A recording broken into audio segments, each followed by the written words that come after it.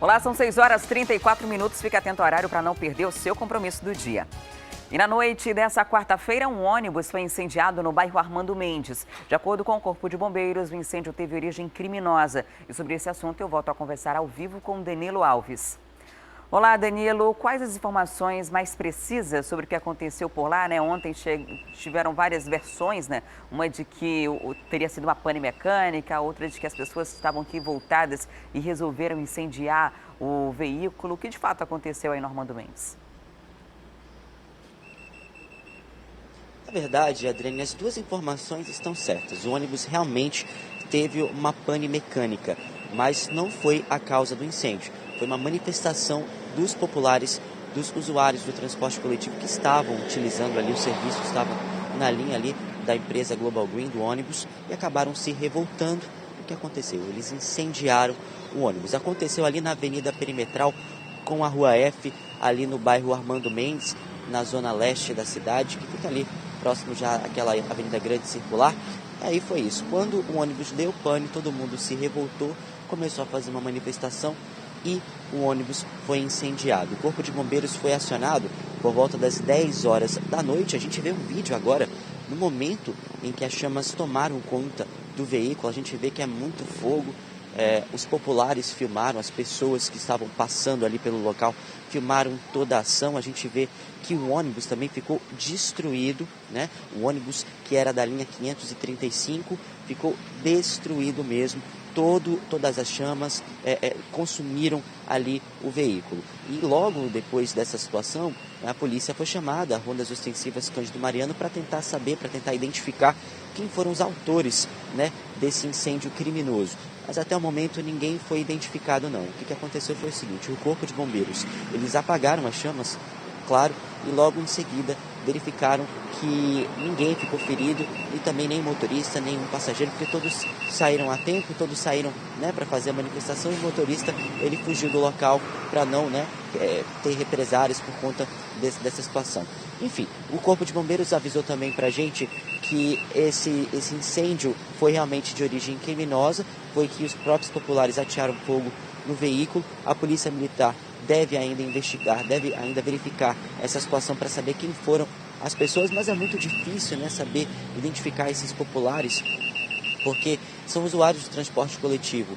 A gente sabe que não é certo, é um incêndio criminoso, não é uma atitude correta que eles realizaram, mas eles estavam já cansados, porque de acordo aí com as testemunhas, todas as vezes esse ônibus dessa linha, na verdade a maioria das linhas dessa empresa acabam ficando no prego. Tanto essa linha 535 quanto as outras linhas, a 652, que passa aqui mesmo na Avenida Cosme Ferreira, que sempre acaba dando pane. A gente verificou, a gente que é a equipe de reportagem que sai para as ruas de manhã cedinho para poder trazer a notícia para você e verifica pelas ruas, a gente sempre encontra um ônibus em pane, sempre encontra os motoristas tentando resolver o problema, enquanto os usuários do transporte coletivo tentam pegar um outro ônibus, acaba atrapalhando, acaba, né, atrasando todo mundo. Enfim, o que aconteceu foi errado, eles acabaram incendiando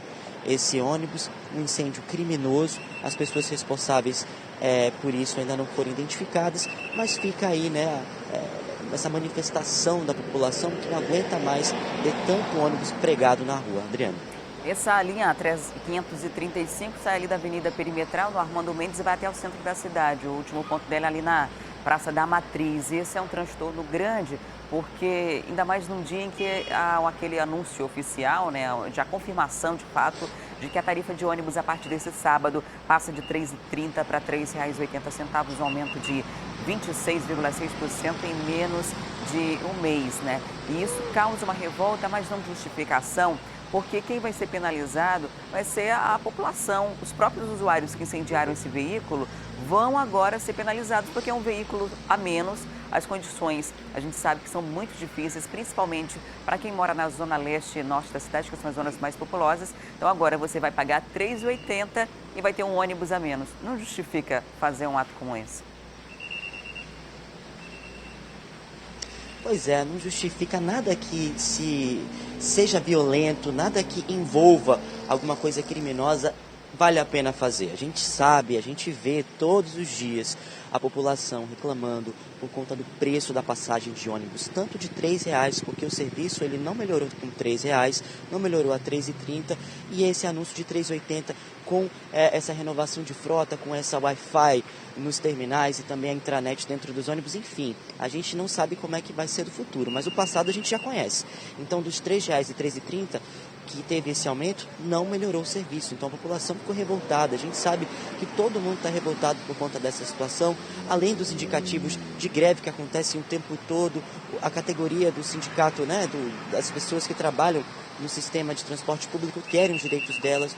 Enfim, tudo isso, na verdade, é uma situação bastante complicada. E, como sempre a gente fala, o mais prejudicado é o usuário de transporte coletivo, porque ele fica ali, na parada de ônibus, esperando os ônibus todos os dias, cedo, as linhas que demoram, as linhas que acabam pregando e acabam realizando esse tipo de situação. A gente sabe que não é certo, mas a gente fica, ao mesmo tempo, pensando que já tem tanta coisa acontecendo, tanta coisa errada acontecendo nesse sistema, que a gente pensa realmente que eles fizeram um ato de desespero para poder manifestar essa opinião que eles têm já com todo esse sistema de R$3,80 e também esses ônibus aí, dessa deficiência que os ônibus têm de poder circular na cidade, com essa precariedade que é o sistema da cidade. Adriana. Obrigada, Danilo, pelas informações. Até daqui a pouco. E um ônibus da Via Verde atingiu duas casas na rua Manuel Urbano, no bairro de Educando. Segundo informações do Manaus Trans, o motorista esqueceu de puxar o freio de mão do veículo que desceu a ladeira. Vamos conferir. O ônibus estava exatamente onde aquele outro está agora. E ele desceu toda essa rua até chegar aqui, a casa da Dona Meire. A câmera de segurança da casa dela registrou tudo. O momento em que ele começa a descer a rua, pega um pouco mais de velocidade, atinge a lixeira dela e depois quebra a câmera. O prejuízo foi grande, Dona Meire? Na realidade, o prejuízo sempre é grande, né? O problema maior foi o susto e, assim, o alívio por não ter acontecido um problema de ter machucado alguém, de vir um pedestre, é hora de saída das crianças do colégio, então tudo isso a gente fica mais aliviada, porque o prejuízo material a gente vai tentar resolver, procurar os nossos direitos para tentar resolver. Se não bastasse, tem toda a situação de você estar em casa, você ter que se deslocar para os locais para resolver tudo isso, porque ninguém vai bater na minha porta para dizer quanto é que foi seu prejuízo, quanto é que a gente tem que pagar. Somos nós que temos que correr atrás dos nossos direitos, então é complicado. O ônibus era da empresa Via Verde.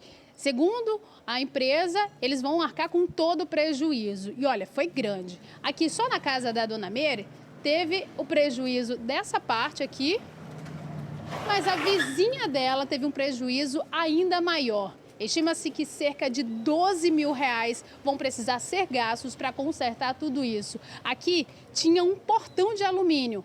E ainda fica mais complicado porque esse portão foi quebrado e agora só tem a porta de entrada. A vizinha não quis gravar a entrevista com a gente, mas ela disse que está preocupada sim com a segurança. Segundo o Manaus Trans, o problema foi porque o motorista esqueceu de puxar o freio de mão.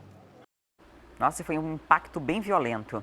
E atenção, motoristas que estão indo em direção ao bairro Nova Cidade, na Zona Norte. Uma faixa da Avenida Margarita foi interditada por causa de uma obra de infraestrutura. A obra bloqueou a entrada para a rua principal, que vai ficar somente com acesso local. A interdição deve se estender por aproximadamente 2 semanas. E tanto a área quanto as interdições e os desvios estão sinalizados. Além disso, os agentes de trânsito orientam os motoristas no local. De acordo com a Secretaria Estadual de Infraestrutura, a interdição foi por causa das obras do trecho 4 da Avenida das Flores, com a colocação de estacas para a construção de uma trincheira. Então fica aqui o alerta para você que transita aí nessa área da Zona Norte da cidade. A Avenida das Flores é aquela avenida que sai da Timbiras, uma continuidade da Avenida das Torres e vai se estender até a M10. Então é importante estar atento, é uma obra necessária e pelo menos por 2 semanas vai haver essa interdição e desvio de trânsito consequentemente. E na manhã de ontem, os postos flutuantes de combustíveis foram fiscalizados pelo Instituto de Pesos e Medidas do Amazonas. Em alguns estabelecimentos foram encontradas irregularidades nas bombas medidoras. Já neste primeiro posto, os fiscais perceberam a fraude. Do diesel pago pelo consumidor, boa parte não ia para o tanque da embarcação. A bomba informava um volume e entregava 120 ml a menor. E a segunda bomba foi lacrada por apresentar vazamentos, com risco e potencial de explosão. Como produzem muitos gases, o mínimo de centelha poderia acontecer um acidente fatal. As bombas foram lacradas e o dono notificado. Segundo o presidente do Instituto de Pesos e Medidas do Amazonas, a adulteração na contagem do combustível é comum nos postos da cidade. Mas o consumidor tem como perceber a fraude e evitar o prejuízo. Todos os postos da capital e do interior do estado tem um aferidor calibrado pelo IPEM. Então, basta apenas solicitar que faça essa medição. Não precisa ter um conhecimento muito técnico, é apenas observar se o volume vai chegar no ponto zero. Se não chegar, existe a irregularidade, denuncie. A multa aos estabelecimentos notificados pode chegar a 2 milhões. E esta é a primeira ação do IPEM do ano, que deve durar 10 dias. A meta é fiscalizar 21 postos de combustíveis da Orla de Manaus. Quem perceber a adulteração nas bombas ou qualquer outra irregularidade nos postos de combustíveis pode denunciar para a ouvidoria do IPEM do Amazonas. O telefone é o 0800 092 2020. E olha, além de poder fazer essa denúncia, cada usuário, cada consumidor tem o direito também de solicitar esse teste. E essas empresas que, assim como os postos de combustíveis terrestres, precisam também fazer o teste imediatamente para verificar principalmente a medição. Se você está pagando o que você está pedindo, se está na medida certa e se a quantidade de álcool também é a que é indicada pelos órgãos reguladores. E uma loja no centro da cidade foi indiciada pela Delegacia Especializada de Crimes contra o Meio Ambiente e Urbanismo. O motivo é que o prédio onde o estabelecimento funciona é tombado como patrimônio histórico, mas durante uma reforma, a estrutura da fachada foi modificada sem autorização dos órgãos competentes. A loja fica na Avenida Eduardo Ribeiro, centro histórico de Manaus. E no fim do ano passado, teve a fachada reformada. A principal diferença é que as marquises foram retiradas, aquelas estruturas metálicas centenárias que servem de cobertura. E o problema é que o prédio é tombado como patrimônio histórico cultural. E essa reforma precisaria de autorização dos órgãos competentes. Pela parte do Implurb, constatamos que foram dadas meramente uma entrada, na solicitação para fazer essa retirada, a manutenção da marquise, só que o procedimento não foi concluído.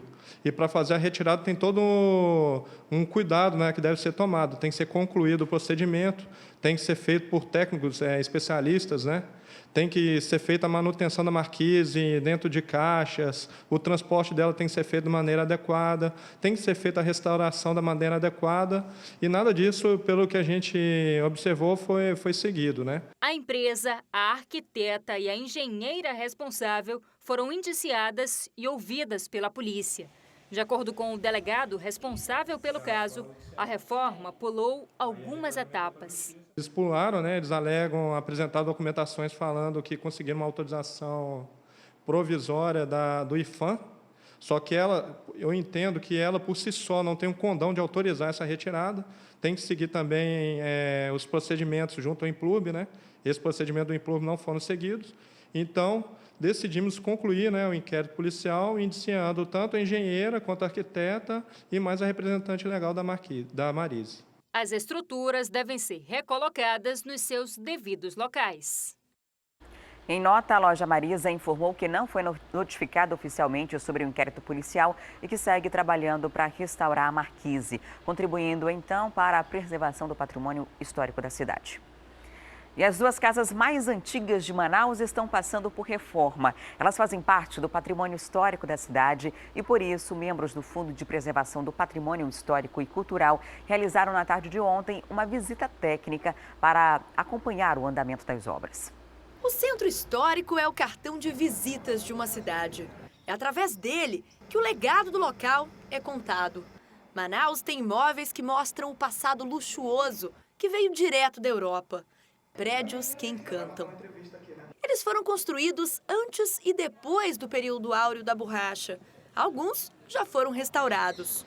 Outros continuam em completo estado de abandono. muitos servindo de moradia para sem-tetos e até para consumo de drogas. De acordo com um levantamento feito pelo Implurb, existem em Manaus cerca de 1.656 imóveis considerados unidades históricas. Essas duas casas que estão sendo revitalizadas ficam aqui na rua Bernardo Ramos, no centro da cidade, bem próximo ao Paço da Liberdade. Segundo o IPHAN, são as duas casas mais antigas do centro histórico. Datam de 1814. São dois ícones da arquitetura colonial, que são poucas unidades que nós temos aqui hoje. Hoje o repertório é muito eclético, do período eclético. E são casinhas importantes que contam a história da ocupação dessa área, tem a questão do potencial arqueológico da área também. Então tudo está vinculado à questão do patrimônio cultural, A placa revela o valor da obra, R$ 540 mil. Dinheiro que veio direto do Fundo Municipal de Preservação do Patrimônio Histórico. Nesta quarta-feira, os órgãos envolvidos na reforma realizaram uma visita técnica no local.